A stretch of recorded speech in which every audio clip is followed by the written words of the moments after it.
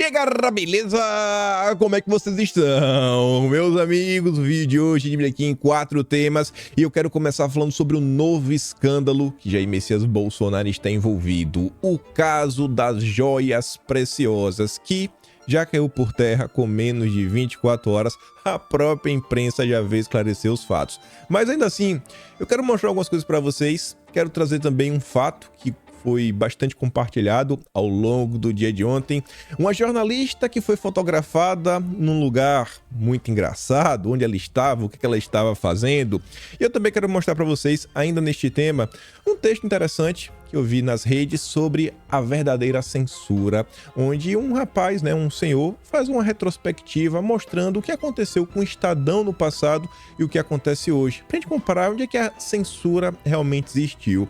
Depois eu quero falar da democracia, ela sempre está em risco e desta vez, para salvar o Brasil, precisamos, acionar o Salles junto à PGR. Sabe o que ele fez? Uma pergunta. Eu nunca vi isso. Os partidos de esquerda deram um novo passo na sua trajetória autoritária e foram para cima do Salles porque ele fez uma pergunta sobre 1964 até 85, esse período, para o general Gonçalves Dias. A turma da esquerda não quer nem que se faça a pergunta o que é que está acontecendo nesse país. E para responder isso, tem mais algumas notícias. E um amigo me mandou um recorte ontem de um livro que eu acho que é interessante. Vi também umas coisas nas redes sociais sobre a política moderna, algumas coisas que estão acontecendo que eu acho que são relevantes, quero falar com vocês. Depois eu quero entrar no âmbito questões ambientais, Dilma, CPI das ONGs, alguns textos, na verdade um texto específico da esquerda no comitê ontem, onde a turma do PCO meio que elogia os bolsonaristas, do jeito deles, mas acaba por elogiar. E o Estadão hoje soltou um editorial contra o Lula e a Marina Silva e tudo que eles estão fazendo para impedir o desenvolvimento do Brasil no que diz respeito a explorar o petróleo na foz do Amazonas. Eu quero passar por isso, quero falar também do convite que o Lula fez aos nossos novos colonizadores, principalmente a Noruega. Quero mostrar para vocês qual é o interesse deles aqui no Brasil, segundo a própria CNN. Enfim, a introdução ficou muito longa. Vamos começar porque tem muita coisa. Ontem, no início do dia, começou a gritaria, meu Deus, mais um escândalo. Lá vai Bolsonaro, recebeu joias preciosas. Como foi isso? Descobrimos no e-mail da CPI e a Jandira Fegali já acionou a PGR. Pessoal, tem umas coisas no Brasil que são ridículas. Foi este caso. A Folha de São Paulo coloca até aquela nota. Bolsonaro pegou a própria nota da Folha, para vocês verem. E-mails apontam que Bolsonaro recebeu pedras preciosas. Será que esse termo é correto? Eu acho que não. E CPI aciona a PGR. Já no subtítulo, mensagens mostram que presente dado em Minas em 2022, advogado afirma que gastou R$400. As joias preciosas de Bolsonaro gastaram R$400. Não é 400 mil, não são 400 milhões, R$400. Vocês estão entendendo o que está sendo discutido aqui? Isso tudo está sendo feito para quê? Metanarrativa. Olha, Bolsonaro é tão corrupto quanto o rei dos corruptos, que não para em pé. Aí Bolsonaro comenta o seguinte: há poucos dias fui caluniado por uma deputada do PCdoB na CPMI, como tendo recebido diamantes para financiar atos antidemocráticos. Só no Brasil, uma comunista muito bem nutrida, que nunca passou fome na vida, fala em defender a democracia. Depois de muitos ataques pela grande mídia contra a minha pessoa, a verdade apareceu. A própria Folha de São Paulo identificou o advogado, morador de Teófilo Otoni, Minas Gerais, como doador das pedras que não eram diamantes. O advogado Josino Correia Júnior pagou pelas pedras semi-preciosas o valor de R$400 e presenteou o presidente. Esperar honra, respeito, democracia e verdade de uma comunista é uma utopia. Mentir, caluniar e acusar os outros do que eles são é o método. Aí vamos dar uma olhada nessa nota da Folha, porque às vezes Bolsonaro pode estar distorcendo, Ele só pegou a manchete para dar uma despertão. Jair, você não tá mentindo não, Que eu confio em você. Eu acho que ele tá falando a verdade. A CPI do dia 8, quer que a PGR investigue a origem e o paradeiro de possíveis pedras preciosas que foram entregues ao ex-presidente Jair Bolsonaro no fim de outubro do ano passado. Uma troca de e-mails entre funcionários da ajudância de ordens da presidência aponta que o ex-mandatário teria recebido durante sua passagem pela cidade um envelope e uma caixa com pedras preciosas para então primeira-dama Michele Bolsonaro. O advogado Josino Corrêa Júnior, morador de Teófilo Otoni, afirmou à Folha que foi ele quem deu o presente a Bolsonaro durante a passagem do então candidato à reeleição pela cidade sudeste de Minas. Corrêa disse que quis presentear o ex-presidente com um souvenir da cidade.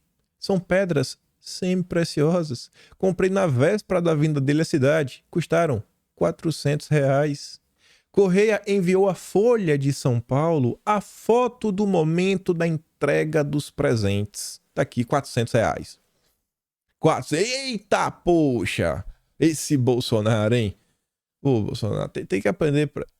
Tá ruim, viu? Eu acho que a raiva da esquerda é essa. Se Bolsonaro tivesse roubado mesmo milhões, aí a esquerda tava quieta. Mas como Bolsonaro recebeu um presente, não foi roubo, um presente de R$400, e da população comum, a esquerda ficou com inveja. Não, vamos ter que perseguir esse cara, que a gente não aceita nenhum político ser bem quisto neste país. Aí a Folha ainda foi apurar, porque ao longo da nota explica, né, quais são as pedras. Tinha lá, sei lá, topázio azul, tinha isso, tinha aquilo outro. Aí a Folha foi checar para ver se realmente pode ser algo em torno de R$400 ou o cara tá de conversa mole. Aí você vê, ó, lojistas de Teófilo Otoni dizem que o quilate do topázio azul vai de $7 a $15, ou seja, de R$35 a R$73. O quilate do citrino é ainda mais barato, fica entre R$20 e R$30. E a praciolita varia de 10 a 30. Nossa! Não, os diamantes de Bolsonaro, tá aí, ó, diamante de R$10. Oh, meu Deus do céu, o que tá... comprar vidro era capaz de ser mais caro. Este é o Brasil. Esta é a imprensa militante, que quer destruir Bolsonaro a todo custo. É uma não notícia. A manchete já devia ser o desfecho do caso. Falar aqui, ó, fomos atrás, vimos as tais joias, é isso daqui, vocês estão de pirraça, vocês estão esculhambação, vocês estão tentando destruir o cara porque vocês não aceitam a existência de opositores. Porque isso é o que a esquerda é. Mas a imprensa não pode fazer isso. Todo santo dia é isso, bicho. Todo santo dia é uma nota tentando destruir o cara. Isso porque ele tá fraco. Porque ele não tem voto, o bolsonarismo acabou. Aí, isso daqui, a parte de baixo é um vídeo. Tem dois quadradinhos. A parte de cima é uma foto, um retrato. E realmente esta palavra encaixa perfeitamente bem nesta situação. Este é o retrato da imprensa brasileira. Nos últimos dias, o tema segurança pública ganhou os holofotes do Brasil. Grande parte da população aplaudindo a polícia. Muita gente falando que deveriam triplicar a meta, multiplicar a meta por 10 vezes. Algumas pessoas, não, é isso aí mesmo, tem que fazer o serviço, tem que ser duro, né? Tem que reagir de forma mais intensa do que a turma do mal atua. E aí, nesse meio tempo, né, uma baita coincidência, eis que ali em parte de baixo é um vídeo, tem outra imagem, aqui em tamanho maior, é ali à esquerda. Eis que uma jornalista que aparece ali ao lado do carrinho, né, micro-ônibus, van do Profissão Repórter, ao lado do Caco Barcelos, da Rede Globo, estava na comunidade. Fala assim, né? Na comunidade. Ela fazer o quê? Foi fazer uma denúncia de crimes? Eu acho que não. Foi lá pra tentar dar uma ajudinha, né? Contra a polícia. A Rede Globo só gosta disso. Ali o Diniz falando, ó. A pergunta que faço a vocês: como um blogueiro da Globo tem livre acesso a um local dominado pela turma do mal? Por que ficou tão incomodada quando foi flagrada? Ela pegou só em um determinado momento. Será que ela ia filmar o policial pra... Não sei, né? Falou, esse cara me filmou. Isso é complicado. Ou quem sabe, eu não sei quem foi que filmou. Se foi um policial, se foi um morador. Não sei o que ela vai fazer. Quem ela quer mostrar essas imagens? Alguma dúvida de que a reportagem será glamourizando a turma do mal? E jogando pedras na polícia? Vamos ver aí o próximo Profissão Repórter, né? Aí tá ali, ó, a Bia pergunta, "Rapaz, como é que a Globo consegue plantar jornalistas no coração de um lugar bem complicado? Bem complicado. Aí tá ali, ó. Essa é a turma que faz o L. Essa é a turma aí que fala de democracia, que luta e lutou contra o autoritarismo em defesa do Estado Democrático de Direito. E aí, como eu falei pra vocês, passei por um texto ontem, eu achei muito pertinente para o momento que o Brasil vive hoje, que eu gostei muito da linha argumentatória utilizada pelo Stephen Kanitz. É um senhor mais velho, viu muita coisa e normalmente a experiência fala alto, né, em vários momentos. Aqui é como aparece lá no Twitter, mas tem vários, o texto é longo, e vamos olhar por pedaços, a gente vai voltar nessa imagem para a gente entender o que ela diz. E vamos dar uma olhada. O mito da censura durante o regime militar. Ele não está negando que possa ter ocorrido a censura. Ele está falando assim, ó, entre o que existiu e o que é noticiado, o que é veiculado, as afirmações que são feitas, tem um abismo. Essa é a tese dele. E ele vai fazer um paralelo com o que aconteceu lá atrás e o que acontece com os dias de hoje. Uma reavaliação crítica. Observe primeiro a imagem abaixo de uma edição do jornal O Estado de São Paulo durante o período do regime militar. Nesta edição, constata-se que somente 10% do conteúdo da página, não é do jornal, é daquela página, 10% daquela página foi alvo de verificação factual realizado por um militar. E aí foi substituído por trechos do épico português Os Lusíadas. A análise das páginas subsequentes revela um conteúdo menos politizado e ideológico, com o aparecimento ocasional de Os Lusíadas em mais 2 instâncias, totalizando 3 aparições. Dessas 62 páginas, apenas 10% de 3 páginas foram classificadas como fake news pelos militares e, consequentemente, não foram publicadas. Tem 62 páginas, dessas 62, em apenas 3 teve a notinha, está proibido, o que representa mais ou menos 10% de cada página. E foi mais ou menos assim, ó. Você vê a página como um todo, fotos, texto para tudo que é lado. E onde ele fez, tipo esse, sei lá, letra R minúscula, né, do cursivo do computador, Arial, ali, ó, Os Lusíadas. Foi um pedaço. Ali tinha uma notícia que não pode mais ter. Só isso. E o resto tudo publicado. Aí ele fala, isso representa apenas 0,48% do total do conteúdo considerado tendencioso ou ideológico, um percentual bastante distante da noção de censura abrangente, frequentemente associada à imprensa brasileira durante esse período. No entanto, as distorções em relação à censura durante esse período nos livros de história não se restringem a isso. De acordo com informações fornecidas pelo próprio Estadão, no Estado de São Paulo, a censura ocorria em apenas 63 edições por ano. Um jornal que tem 365, é um jornal diário, desmentindo a crença popular que ocorria diariamente. Logo, a proporção do conteúdo censurado não ultrapassou 0,1% e isso ocorreu apenas 5 jornais. Os demais 361 veículos, segundo o Stephen, nunca foram censurados, como é o caso do notório Pasquim, que consistentemente publicava matérias críticas ao governo.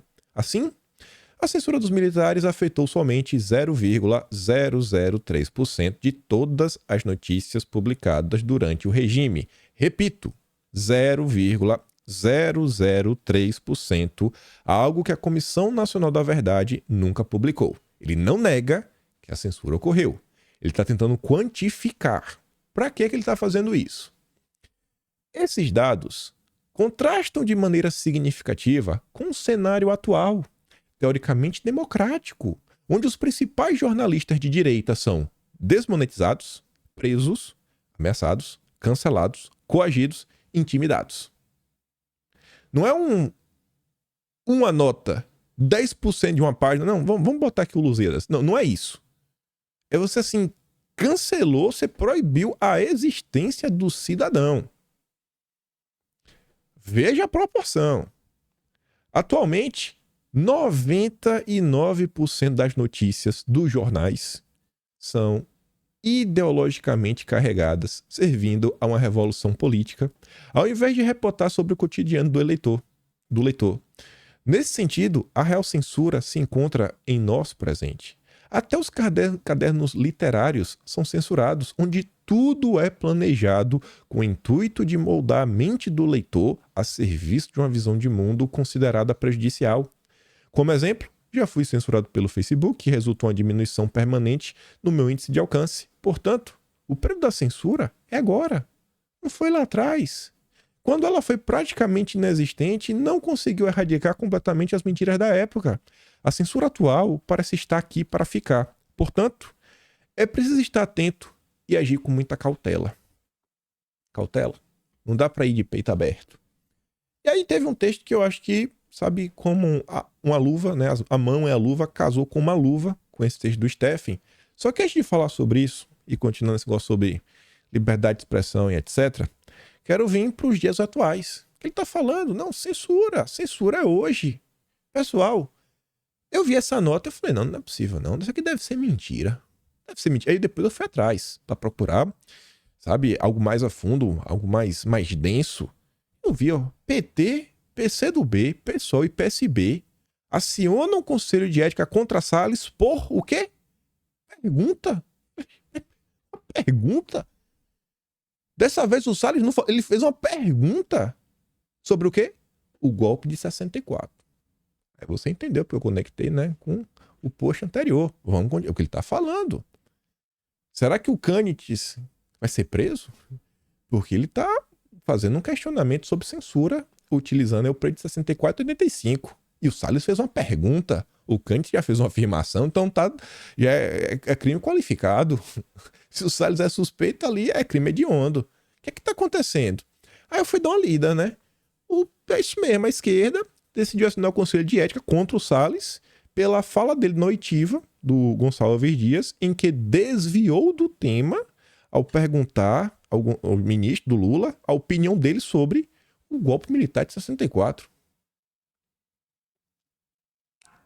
E aí você aciona o cara, você vai pedir o quê? Cassação do mandato, porque ele fez uma pergunta. Eu falei, isso aqui deve ser fake news da Globo. Aí eu fui atrás, né? Vamos dar uma olhada. Aí eu achei outra da Globo também. Falando, né? Deputados pedem que PGR investigue Salles por apologia à ditadura. Pronto.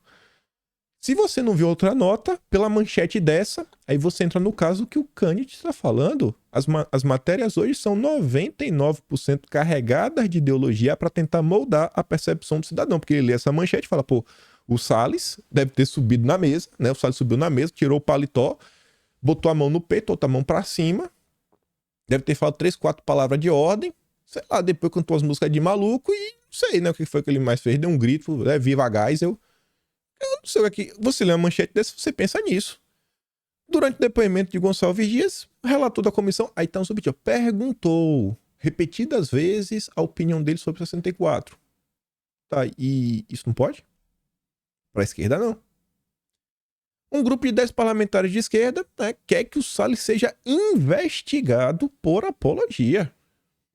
O ex-ministro perguntou repetidas vezes ao Gonçalves Dias sobre qual seria a opinião dele a respeito de 64. As provocações de Salles sobre o tema geraram um intenso bate-boca na comissão. Meu Deus! Que se estendeu por mais de 10 minutos. A presidente do PT, a Gleisi Hoffmann, afirmou que não havia pertinência nas perguntas, já que não existe conexão com o tema da comissão. A senhora fala na sua vez, rebateu Salles, acalorando a discussão. Quantas perguntas, né, sem pé nem cabeça não eram feitas na CPI do circo, do Omar Aziz, do Renan Calheiros? Vocês perguntaram, cara, o que isso tem a ver? Aí os petistas estão dormindo em berço esplêndido. Aí tá lá. Abre aspas para fala do Salles. Seus colegas, unanimemente, defendem a ação de 64. Vou perguntar novamente. É a última oportunidade. Insistiu Salles, dirigindo-se a G. Dias. O general chegou a se referir ao golpe como movimento de 64, mas frisou que não gostaria de entrar nessa seara e fez coro com os petistas. Deputado, isso não é o objetivo da comissão. O Exército pauta sua conduta em cima de hierarquia, disciplina e cadeia de comando, amalgamado pelos valores éticos. Na representação encaminhada à PGR, que inclui a transcrição de todo o diálogo, os parlamentares de PT, PCdoB e PSOL argumentam que a postura lamentável e indecorosa, porque ele fez uma pergunta que não pode, tem agora perguntas que são proibidas, de mais assuntos. Já tinha, né, o índice proibitório, não pode questionar esse tema é proibido. Tem uns que você já conhece, que são aqueles famosos. Agora ganhou novo, é mais um tema proibido.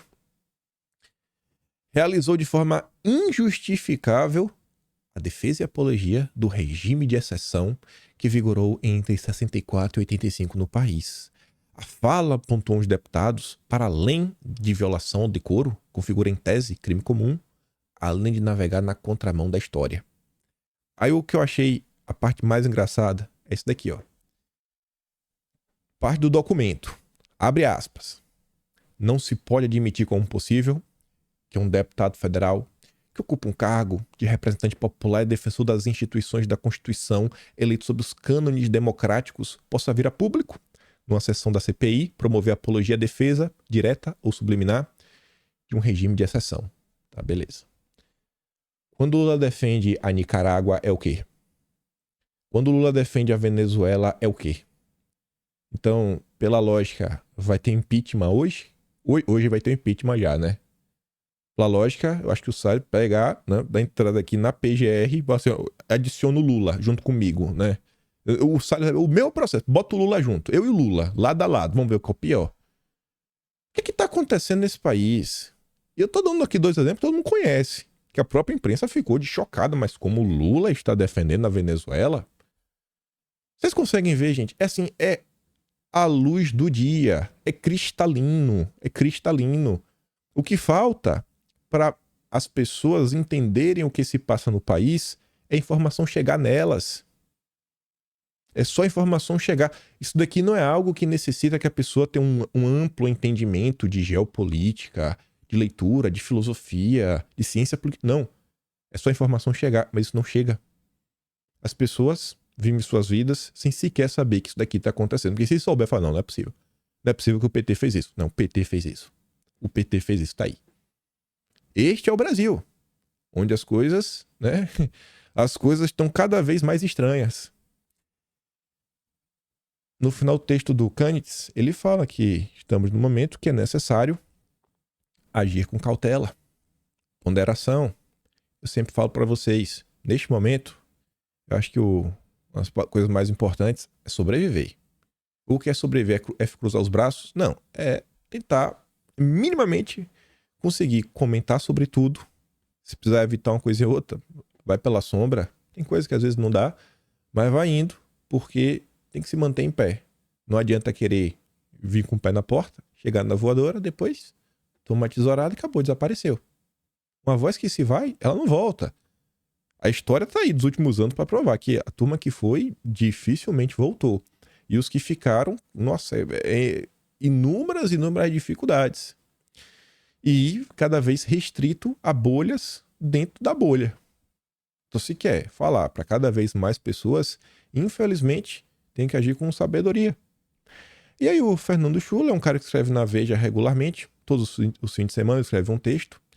Ele falou um texto que a manchete é a seguinte: anatomia de um instante. Ninguém está acima dos direitos inscritos na Constituição. E aí, para minha surpresa, aqui no início do texto, esse texto é meio polêmico, porque ele bota o dedo na ferida, ele comenta sobre um caso em específico de uma pessoa que vocês conhecem, que na visão dele não teve o devido processo legal, inclusive 3 meses depois foi solto, né, porque não encontraram um vínculo dele com o que aconteceu no dia 8. E ele vai comentando sobre isso para levantar a tese que o Brasil está complicado. A forma como as coisas estão acontecendo está complicado. Isso daqui já não é mais de jeito nenhum a democracia. E por mais que esse texto seja de opinião, eu quis trazer para vocês, eu normalmente evito alguns textos de opinião, eu gosto de trazer quando, por exemplo, é o Merval Pereira criticando o Lula, porque isso assim mostra que o Lula passou demais do ponto. Ou a Miriam Leitão criticando o Lula. Só que assim é um texto que saiu na Veja, onde o cara tá afirmando com todas as letras, isso não é mais uma democracia. E vocês estão vendo que recentemente a temperatura na imprensa vem mudando, né? Os ventos vêm mudando e você vê que estão cada vez mais duros com relação a um dos setores, né, da política brasileira, vamos falar assim. Aí ele passa uns 3 parágrafos comentando sobre o caso, para depois entrar numa seara mais ampla do que se passa no Brasil, falando que, diante do estado de coisas a que chegamos, há diferentes atitudes. A primeira é dos entusiastas. A turma que saliva por entre os caninos a cada inimigo banido, preso, seja o que for. Dias atrás, li um desses. Não é hora de recuar? Berrava, abusando dos pontos de exclamação. É difícil saber o tamanho exato dessa turma, mas ela parece majoritária nos meios de opinião. Ele está falando dos perseguidores, dos inquisidores. E ele fala nos meios de opinião, não é só rede social, não. É um jornalista falando que os próprios veículos de imprensa estão tendo aí, né, as suas arquibancadas recheadas de inquisidores que querem colocar todas as pessoas que são de oposição na cadeia. Se deixar, meu Deus do céu. Para as pessoas, coisas como Estado de Direito ou tipificação legal não passam de conversa para boi dormir, como eu escutei de um ativista em um dia nervoso. Desde que o mundo é mundo, a paixão militante soube justificar qualquer coisa. Não conheço um só pedido na história em que se praticou a censura em nome da censura. Os motivos para censurar sempre foram os melhores. Censurar em nome da nação, em nome da liberdade, em nome da democracia. Não há propriamente originalidade no caso brasileiro. A segunda atitude que estes casos tentam gerar, o que está acontecendo no Brasil, é o medo. Por quê? Quando um deputado é banido das redes por uma decisão de ofício, qual o efeito que isso produz em seus pares? Quando os constituintes criaram o Estatuto da Imunidade Parlamentar, era exatamente para que um deputado pudesse falar sem medo. Vale o mesmo para o jornalismo e para qualquer cidadão que ganhou o poder de palpitar em uma rede social. Nos tornamos a democracia do chilling effect, ou efeito inibidor. O jurista ilustre, para quem você liga, lhe dá uma versão bastante crítica sobre todos esses temas, mas ao final diz, meio constrangido, só não me cita, viu? E este relato do Schuller é uma coisa que o Sam Puncher, que eu até trouxe uma postagem dele ontem, já comentou algumas vezes no Twitter. Tem decisões extremamente controversas sendo tomadas. Aí manda mensagem pro jornalista, pro juiz, né, um advogado, um desembargador. O que você acha aqui desse caso? Esse é um absurdo, não sei o quê. Posso botar aqui na nota, né? Escrever aqui uma nota, né? Um artigo publicado no Metrópolis. Não bota meu nome, não. Tá doida? Quer que o CNJ venha pra cima de mim? Quer que a OAB... Tira meu nome da tua boca. É como as coisas estão.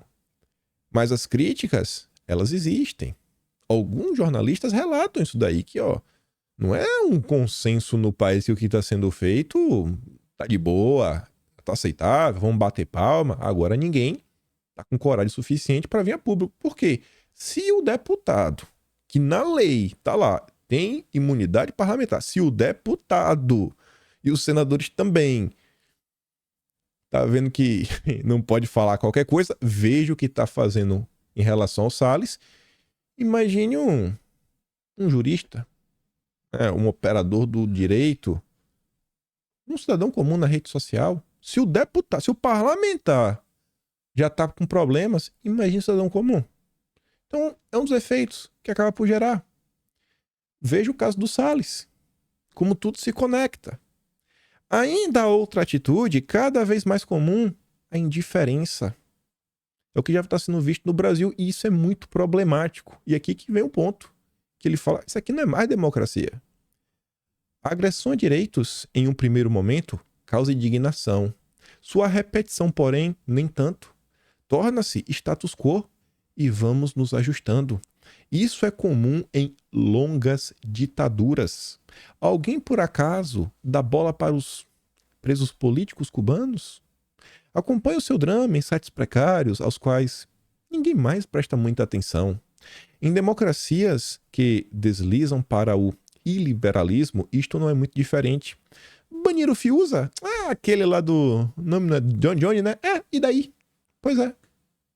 Isto tem lá sua racionalidade. Bancar o herói numa época difícil pode ser uma atitude de risco. Melhor ficar escondido por aí, nos grupos de WhatsApp, mudando de assunto, apostando em alguma forma de auto-engano. Mas existe algo que pode ser feito também. Não precisa se esconder. Ele fala assim, ó, ainda uma última atitude, dada pela insistência calma em certos princípios.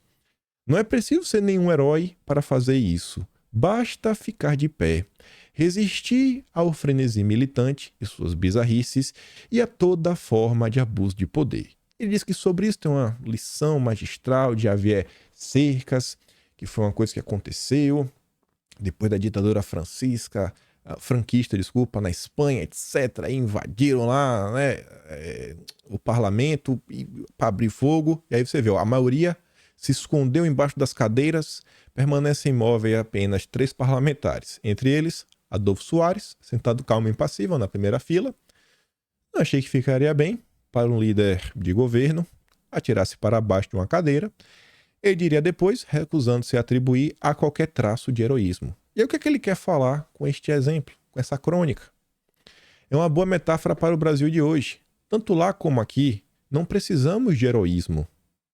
Apenas de pessoas que se disponham a ficar no mesmo lugar, resistir, sobreviver, permanecer impassíveis em meio a trânsito coletivo, nos lembrando que a lei deve ser preservada, que a opinião detestável que seja deve ser livre, que ninguém está acima dos direitos inscritos na Constituição, que o juiz não pode entrar em campo para derrotar este ou aquele lado do jogo. Coisas elementares que definem uma boa democracia e das quais definitivamente não deveríamos abrir mão. Eu acho que hoje já dá para falar que muita gente tirou o pé do acelerador. Muita gente já percebeu que, pô, isso daqui não é o melhor caminho. Tem uma galera que continua forçando a barra? Tem. Nossa, eu vejo às vezes alguns comentários, não vou nem falar aqui pra coisa, que eu falo assim, pô, isso daí vai dar problema. A pessoa tem que pensar que na primeira oportunidade que a imprensa tiver, vai botar lá um rótulo, ó, bolsonarista fez isso, fez aquilo outro, para continuar alimentando toda essa confusão. Mas eu acho que a grande lição daqui, pessoal, é a seguinte, é tentar manter o mínimo de coerência, se manter em pé. Tá vindo lá pro lado, cara, fica aqui, ó, não, olha isso aqui, olha aquilo outro, olha o que saiu aqui na Globo, olha o que saiu aqui na Veja, pô, olha o que realmente está por trás dessa nota, olha esse contexto, e vai comentando, vai mostrando, e tentar levar essas informações para as pessoas ao nosso redor. Você vê, até o Verdivaldo, depois de tudo que já rolou no passado, entrou em campo. Eu não vou trazer aqui o texto dele, só pela manchete já dá para entender. A fanática e perigosa cruzada do Janones. Deputado explora grotescamente a memória do que aconteceu na Alemanha há décadas atrás para criminalizar o bolsonarismo. A turma está tentando a todo custo. E essa ação desenfreada, odienta, vem fazendo até setores da imprensa que não são bolsonaristas falar, pô, eu acho que vocês estão passando do ponto, né?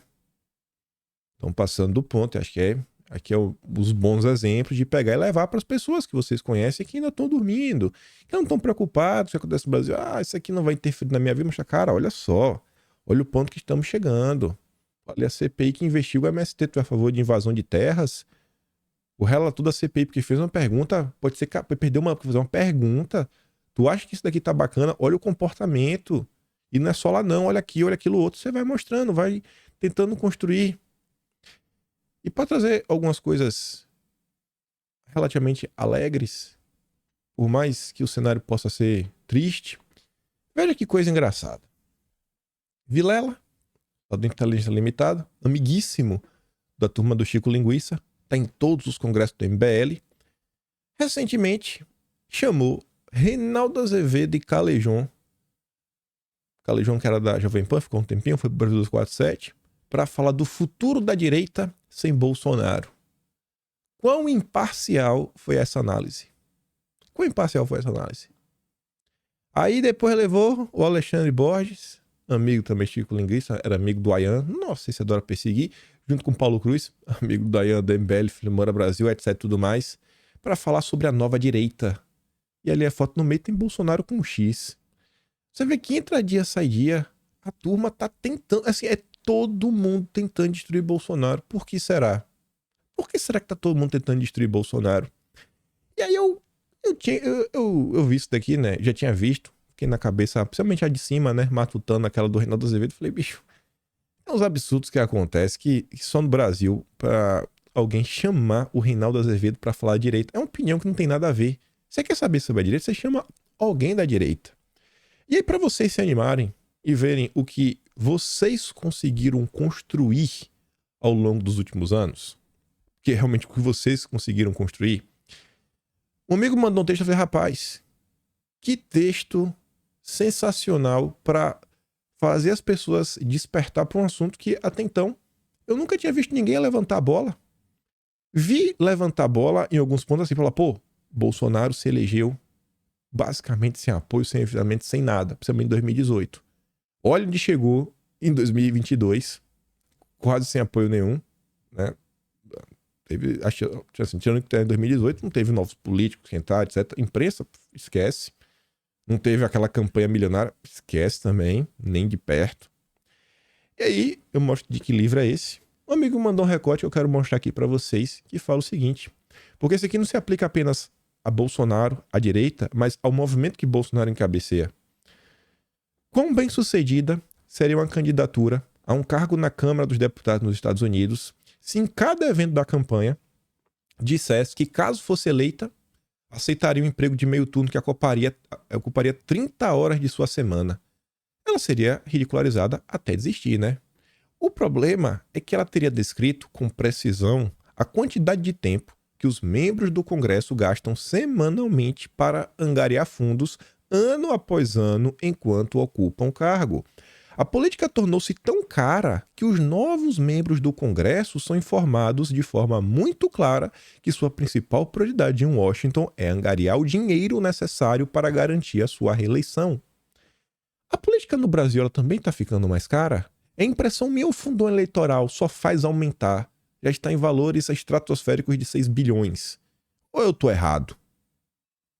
Em 2016, David Jolly, um deputado republicano da Flórida, confessou ao programa de notícias 60 Minutes como foram seus primeiros dias em Washington. Ele tinha chegado à cidade após vencer prévias muito disputadas, ou seja, só voltaria a ver seus eleitores 6 meses depois. Aí, tá meio cortado.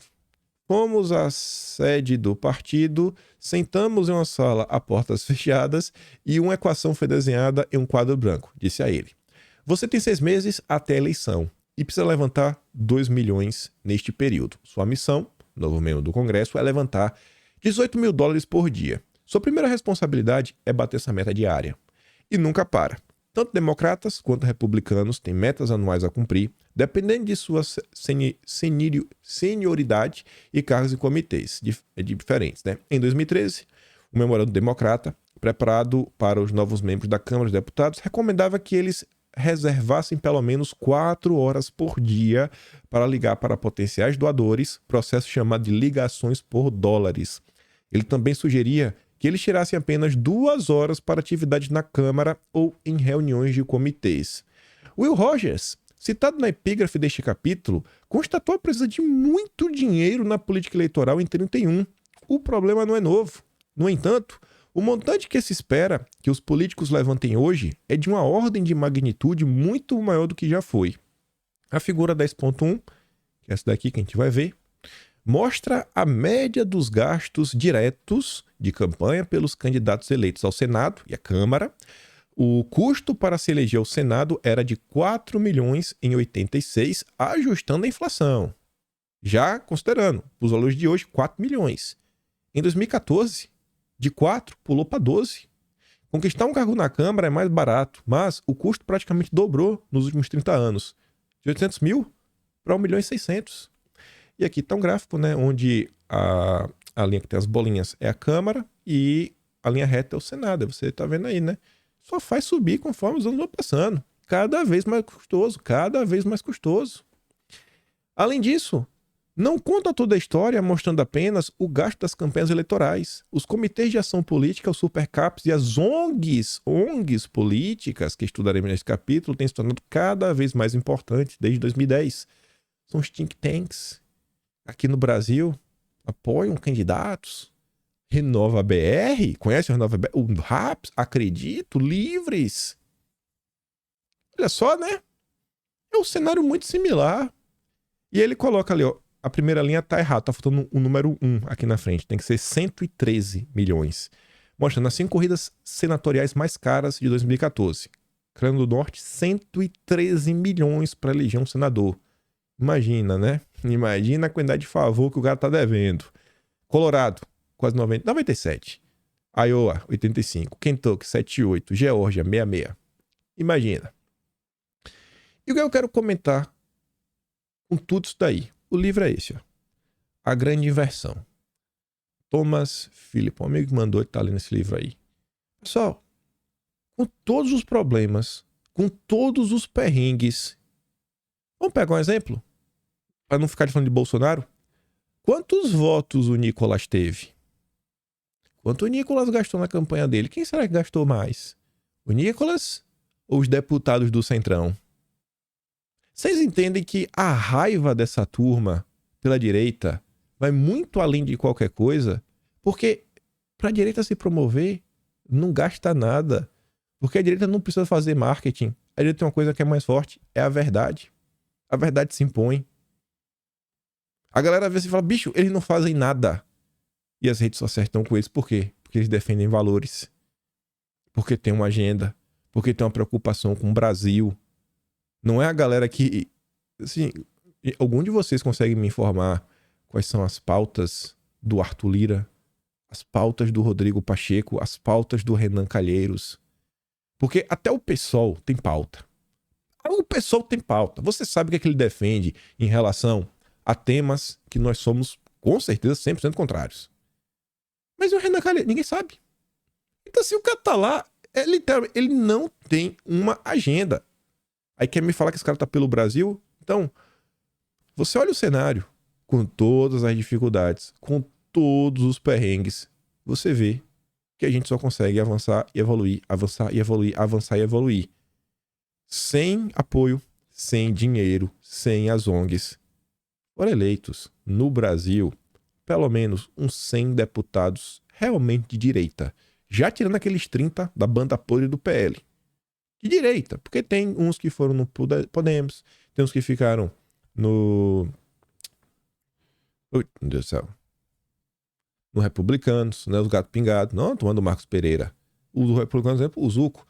Tem o Marcon, é Macron. Não é Macron, não. É Marcon, eu acho. Ou ele tá no PSD ou tá no Podemos. Então tem os deputados de direita. Não dá pra negar. E tá crescendo. Tá crescendo. E por isso que eles querem tanto destruir Bolsonaro. Aí, voltando aqui, o que a gente falou no dia de ontem. Prefeitura de São Paulo. Não é só a prefeitura que tem jogo. Vereança também. Vai ter muitos vereadores ao redor do Brasil. Eu tenho a mais plena convicção que nesse momento Bolsonaro, ele também está prestando atenção nisso. Bolsonaro vai se engajar e dessa vez ele não vai ter que dividir a agenda dele entre governar o país e fazer campanha. Se Bolsonaro quiser colocar os dois pés na câmera e falar, eu vou... É basicamente eu. Eu que vou fazer o comício. Se ele quiser, ele faz. Quem que vai impedir? Então a turma não quer Bolsonaro de jeito nenhum. E não quer o apoio que vocês dão. Enquanto isso, o temor é tamanho. É tamanho. Que normalmente as decisões realmente mais importantes, as decisões para valer, na verdade, qualquer decisão normalmente é tomada em fevereiro do ano das eleições. É como funciona o calendário político. Mas devido à força de Bolsonaro, sabendo que dessa vez o Bolsonaro tá para valer, o bolsonarismo tá aí, o PT, que historicamente, há mais de décadas, sempre teve um candidato para disputar a Prefeitura de São Paulo, abriu mão. Isso não acontece há décadas. E mais, ao invés de esperar até fevereiro, não, de agora. Já anunciou de agora. E em troca, já fechou o acordo também. Vamos apoiar o Boulos, mas a vice é nossa. A vice é da gente. Ficaremos com a vice. Aí vocês querem me falar que... Não. Bolsonaro atrapalha. Bolsonaro atrapalha, né? O Duda Lima, braço direito do Valdemar, que serve a dois deuses, né? Serve ao PL, também o marketing do Ricardo. Não, Bolsonaro só atrapalha. Deixa aqui, se for pra indicar... Deixa assim, ó Ricardo Nunes, as cotas aí que se você for dividir pra ter o apoio de Bolsonaro, dá pra gente aqui do PL, da ala do Yuri do Paredão, aquele que tira foto com Lula. Não, porque ele botou o Yuri do Paredão na secretaria. Se bem que tá saindo, né? Mas deve ter, da mesma laia. Aí vocês querem que Bolsonaro atrapalha? Isso aqui eu achei engraçado, porque a gente já tinha comentado algumas vezes, a candidatura do Boulos, ela não é unânime na esquerda. Esse cara, você vê, ó, professor é militante do PCO. PT novamente cedendo espaço ao imperialismo. Porque eles falam que o Boulos é ligado a quê? A uma ONG política. Como tá naquele livro, vivendo nos Estados Unidos, que é o IRE, que é ligado ao NET, que é ligado ao SAID. E tá aí. Cidade de São Paulo vai ser um bom termômetro, inclusive para 26. Importantíssimo. Maior colégio eleitoral do país. E vamos ver nos próximos dias se o prefeito não vai realmente chamar Bolsonaro para bater um papo. Acho que ele não sei, acho que ele vai chamar, viu? Porque ele tá percebendo que não dá para confiar na conversa do Valdemar e do Duda Lima, né? Mas beleza. Vamos continuar, que tem mais umas coisinhas aqui. Nem sei se vai dar para comentar tudo, mas grande parte vai. Tragédia em São Paulo. ONG usou doação milionária para contratar associação para fazer treinamentos. Isso daqui foi naquele caso da chuva, gente. A ONG citada recebeu mais de 23 milhões. 23 milhões. E aí, deu dinheiro, né? Fazer treinamento. Em março, questionando nas redes sobre o destino das doações, a prefeitura enviou ofícios cobrando as prestações de conta às ONGs que arrecadaram dinheiro para os desabrigados. E aí os pedidos, no entanto, foram negados. As ONGs alegaram que os recursos não seriam públicos, mas doados por pessoas e empresas. Os ongueiros no Brasil estão precisando de algumas regrinhas, né, do que eles podem ou não podem fazer, porque tá demais. Tá demais. E esse comportamento aí, né, de arrecadação, gastando muito com treinamento, funcionário, é visto em outras alas, como as ONGs da CPI das ONGs. A Amazônia Azul traz aqui duas prestações de contas, WWF e ISA, vou mostrar as imagens para dar para ver direito. Ele fala assim, ó, WWF, despesas com pessoal, mais de 39 milhões em 2022. E qual serviço prestado para a população? Era melhor pegar os 39 milhões e fazer um projeto. Fazer um projeto, pregava a gente, fazer umas coisas, acho que era muito mais útil. ISA, despesas relacionadas a pessoal ou terceirizados, mais de 63 milhões em 2021. Aí tá aí, ó, WWF, 2022, 39 milhões. Dinheiro, viu, bicho? Dinheiro. O ISA, 63 milhões 558.735 reais. Dinheiro, viu? Mas, nossa senhora. Juntando tudo aí, né? Provisões, depreciação, pessoal, diárias, serviços terceiros, pessoa jurídica. O que está acontecendo no Brasil quando se fala em ONGs? Eu acho que vocês estão percebendo. E antes de mostrar para vocês o texto da esquerda, o Plínio Valério, presidente da CPI das ONGs, fez uma denúncia seríssima. Eu quero não acreditar que isso é verdade, porque ele fala que em São Gabriel da Cachoeira, o ISA e Fiorn estão perseguindo, ameaçando indígenas e forjando cartas de repúdio e reuniões contrárias à CPI das ONGs. Já estamos monitorando as confusões, né? E tomaremos providências junto às autoridades policiais para investigar essa perseguição e assédio. Isso já era esperado e não é nenhuma novidade nenhuma, só revela como essas organizações atuam há anos na região, manipulando e tutelando os indígenas. Com receio da CPI e da reunião que faremos no município de São Gabriel da Cachoeira, eles já se organizam para forjar essas cartas de repúdio. Lideranças indígenas que tiveram coragem de denunciar na CPI a exploração dessas ONGs na região estão sofrendo ameaças, né, sendo perseguidos. Alguns foram abordados já na chegada do aeroporto, alguns tendo que se esconder. O poder dessas organizações junto aos parentes é muito grande. Os relatos que chegaram à CPI contam que esses movimentos estão desesperados, percorrendo as comunidades dos distritos do Alto do Rio Negro e seus afluentes. A estratégia mostra como essas organizações funcionam usando indígenas para interesses próprios. E aí que tem um texto que eu queria mostrar para vocês ontem. Estou passando nas redes, vi lá a turma do PCO. É uma ala que representa parte da esquerda brasileira. Não é aquela esquerda Felipe Neto, a turma dos wokes. Por que a imprensa esconde a CPI das ONGs? Boa pergunta. Relações das ONGs com o imperialismo e o pseudo-ambientalismo estão sendo escancarados. Desde junho deste ano, está acontecendo no Senado a CPI das ONGs. A comissão é uma iniciativa principalmente da direita bolsonarista. Eu falei, rapaz, olha só a turma do Rui Costa Pimenta sendo honesta.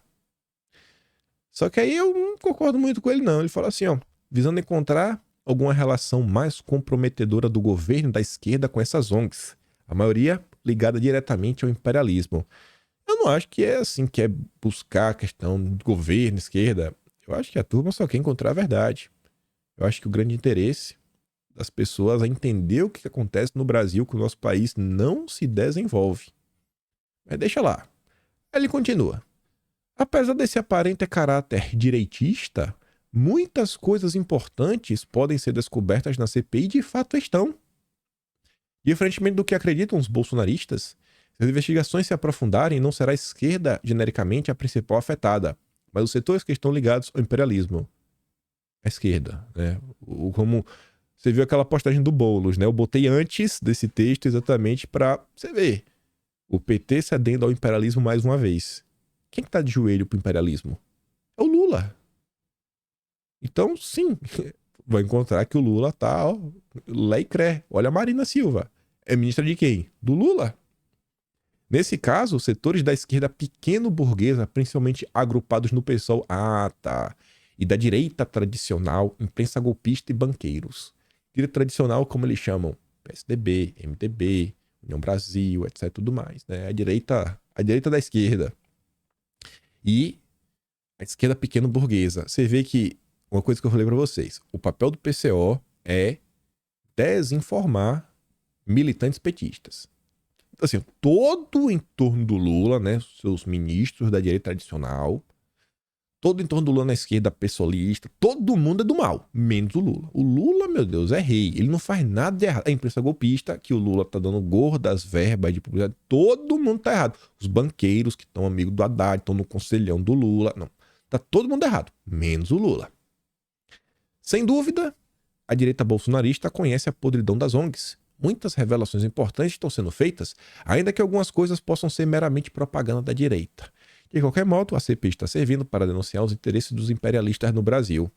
A deputada federal bolsonarista Silvia Wayampi prestou depoimento nesta terça e apresentou uma documentação sobre o financiamento do Instituto IEPE, ONG que atua com índios na Amazônia.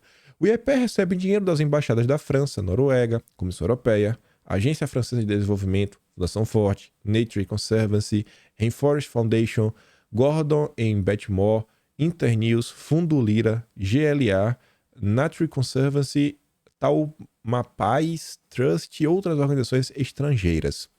Ela ainda apresentou uma gravação de uma índia da comunidade Wayampi denunciando que o IEPE está impedindo o acesso da comunidade à energia elétrica e internet. Coisas como essa, se não estão totalmente provadas, parece ser um retrato bastante próximo do que acontece nessas comunidades. O uso das ONGs por parte do imperialismo também é outro fato que a essa altura parece incontestável. Por esse motivo, a imprensa capitalista não fala nada sobre a CPI. Quem está acostumado com a cobertura dessa imprensa sabe que a abertura de uma CPI é motivo para muito alarde, denúncias e escândalos por parte da imprensa. No entanto, isso não acontece com a CPI das ONGs. Essa imprensa, atrelada aos interesses imperialistas no país, quer esconder as denúncias que estão sendo feitas na CPI. A esquerda, acostumada a se pautar pelo que diz essa imprensa, também ignora o que está acontecendo, quando deveria buscar intervir nessa CPI para que as relações estrangeiras com essas ONGs sejam reveladas. Mas aí vai revelar que a esquerda está envolvida até o talo. A esquerda parlamentar vai deixar a extrema-direita capitalizar as denúncias contra os esquemas imperialistas, justo à extrema-direita, que bate continência para a bandeira norte-americana. Por isso seria preciso intervir e denunciar o que for preciso, mostrando os interesses imperialistas por trás do discurso pseudo-ambiental. Vamos mostrar o que está por trás, Rui Costa Pimenta. Vamos mostrar? Vamos mostrar primeiro, depois eu comento outra coisinha. Maiores doadores do Fundo Amazônia, Noruega e Alemanha estarão na cúpula de Belém. Lula, país foi convidado pelo Lula. Lula convidou os nossos neocolonizadores, os donos da Amazônia. Lá vai o Lula servi-los, entregar o Brasil de bandeja. Aí a nota da CNN, em um parágrafo, você entende tudo. Camila Camilo. Que nome engraçado, né? Camila Camilo.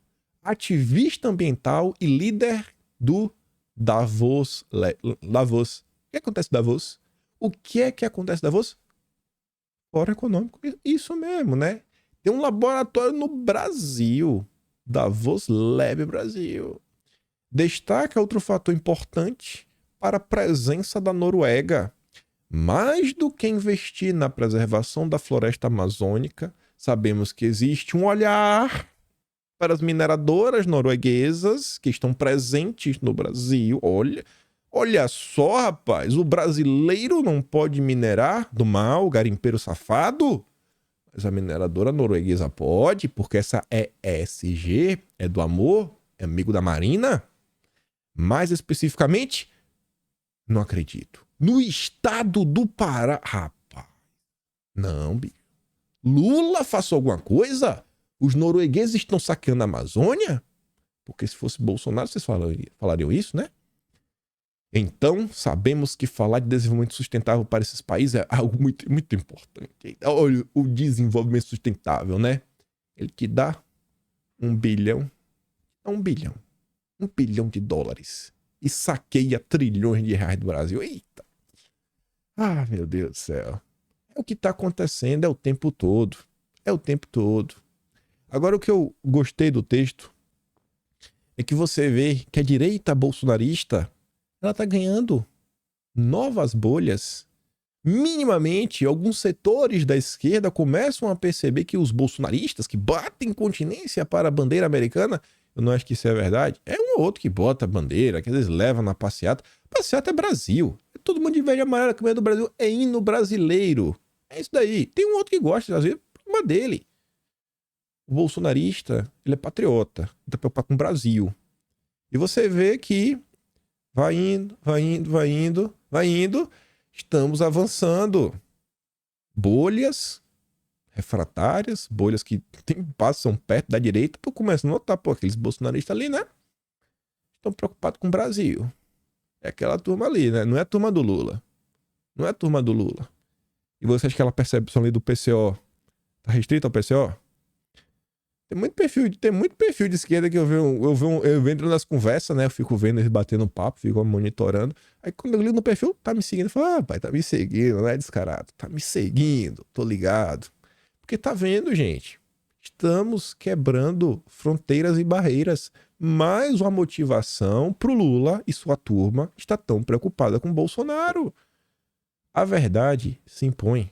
A verdade não precisa de marqueteiro. A verdade não precisa do da Lima. A verdade se impõe. Se impõe, é forte. Tá com a verdade. João 8,32. Já dizia Bolsonaro. Aí, dá tempo de comentar umas besteirinhas. Quer pra mostrar o que o Estadão falou da Marina? Falar em proteção da Amazônia e transição energética, ao mesmo tempo em que segue com planos de expansão para a exploração do petróleo, inclusive na Amazônia, é uma clara contradição. Diz quem?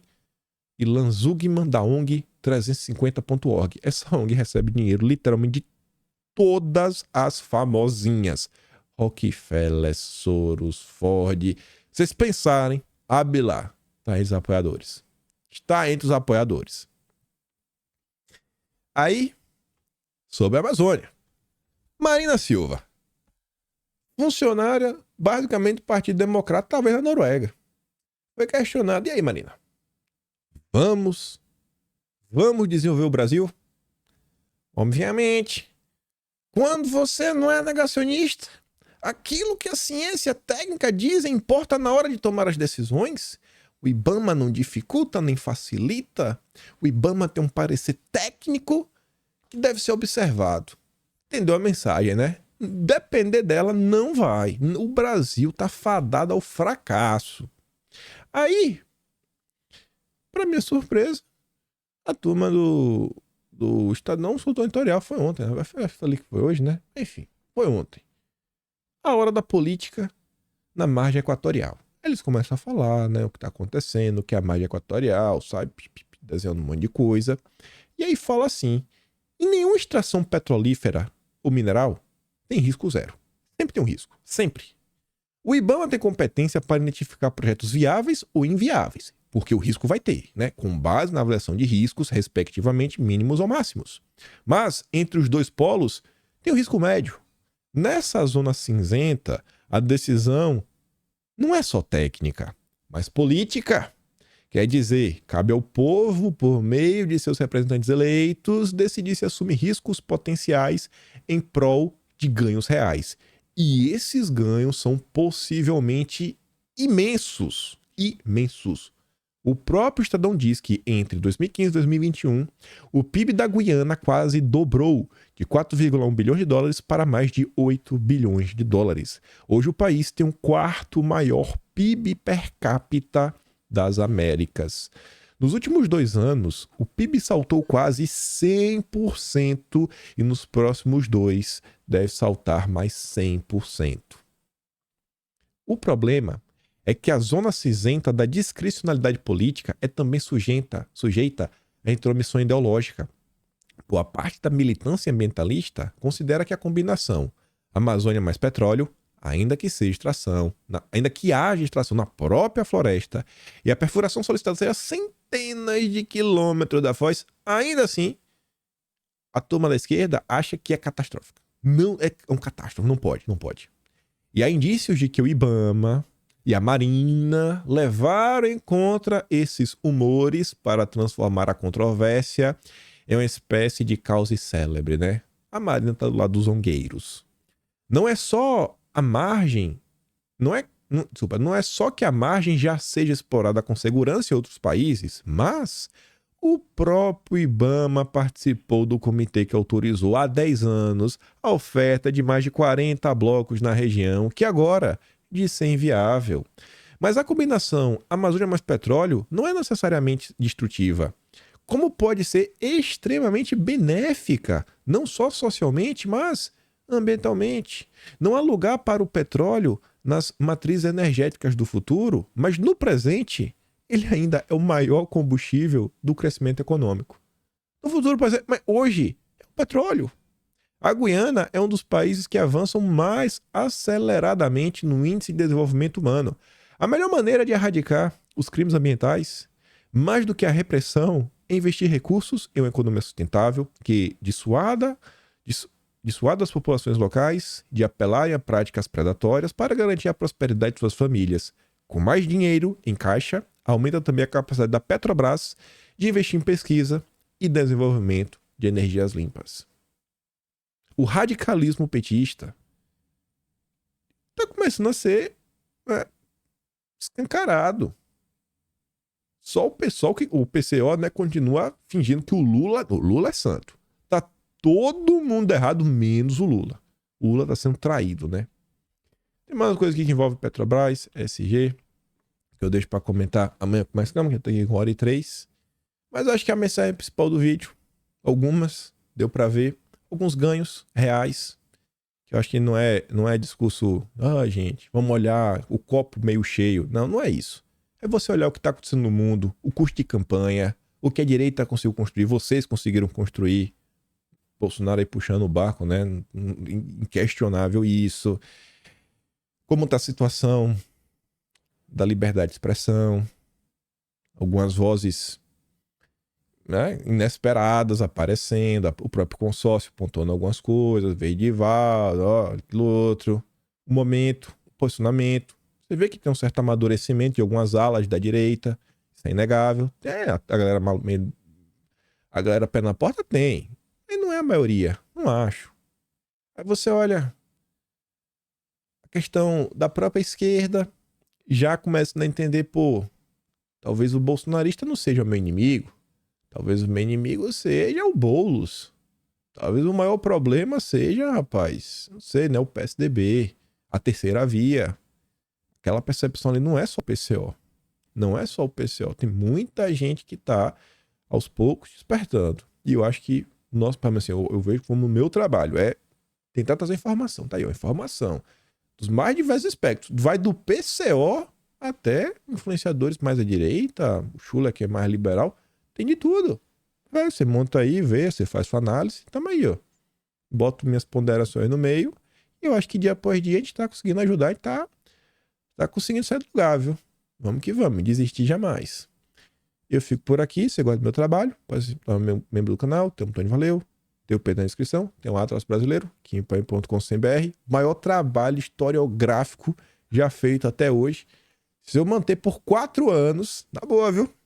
Quero ver surgir alguém que fez uma coisa como eu fiz. Pode não ser perfeito, mas fazer arrumadinho do jeito que tá, dá trabalho, viu?